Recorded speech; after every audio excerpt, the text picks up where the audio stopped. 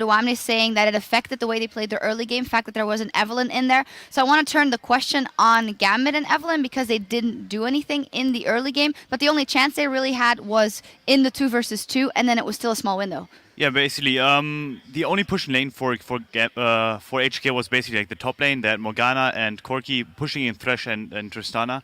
What could have happened is that Eve maybe gets the gang on top lane, but the thing was that due to the lane swap or like how it started, basically Jarvan got topside control early game, so everyone was kind of scared to get into the top side, and she kind of wasted a bit of time around mid lane, was delayed on the red buff because she kind of expected that maybe Lulax comes from red to red or anything like that, but they missed the opportunity to gank top lane, basically make a play, get ahead through the early game, and then have a stronger mid game coming in.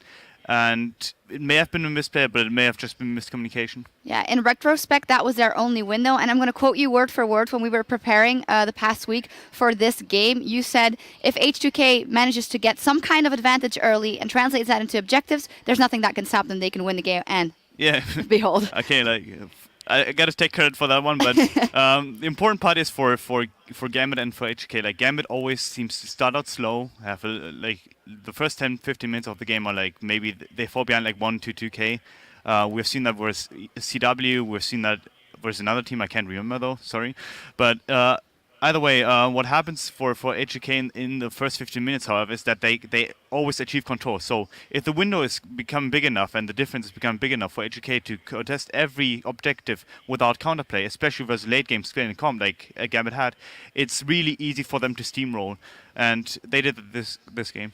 Yeah, and it was going very well for them, very fast. We actually have a replay up on the screen where Gambit did try to make something happen, but at this point it's already too late, especially when your Maokai is so big. Yeah, Edward basically trying to get a flash play in, misses the play, then hits the hook on Lulax, which is not ideal. He gets one shot in the teamfight, but the teamfight itself still progresses pretty nicely because Cabo Shard and Diamond are pretty huge due to their ultimates, and they actually get 2 kills onto Lulax, and I think it's going to be Diamond now, exactly. But then the game mechanic basically works against Pino. He gets binded, then pulls a Pino at Jenkins and basically jumps in and gets one shot, which is not ideal, obviously, as an AD carry, and he misses the timing of getting the reset.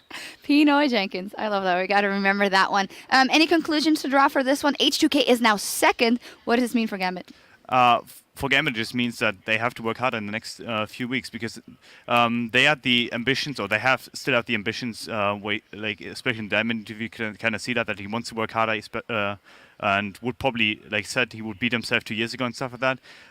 What it means for them is that they have to adapt and basically like maybe get away from some of the picks that they regularly do, like something like the Tristana coming in like every game almost, and they have to kind of find more ways to play the game than just like hope for enemies to throw mid game and then translate into some kind of mid game to late game lead. Yeah, for Diamond as well. Nidalee and Sejuani banned out. They banned out Rek'Sai, then falling back on that Evelyn. Maybe we're going to have to see something else coming out from him. Before we take a break, though, let's check in with you guys. In the Twitter sphere earlier, we asked you which team do you think will jump into one of the 6 playoff spots and why. The first one is from @Altair and writes, H2K are going to make it to playoffs. They are a solid lineup with probably handling picks and bans very well.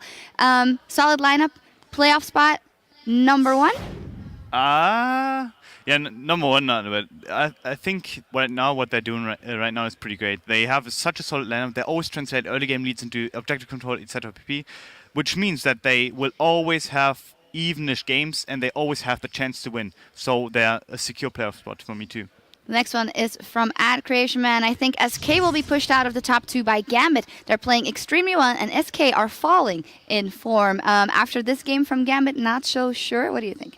It depends on how internal issues may occur, anything that how they may be fixed. But it's really about like Gambit picking up again after this loss, which is like kind of brutal, especially after like such a long winning streak. You always have the feeling of you have to win. Instead of like you come into each game and just like be even and just like hope to win, and they have to do that.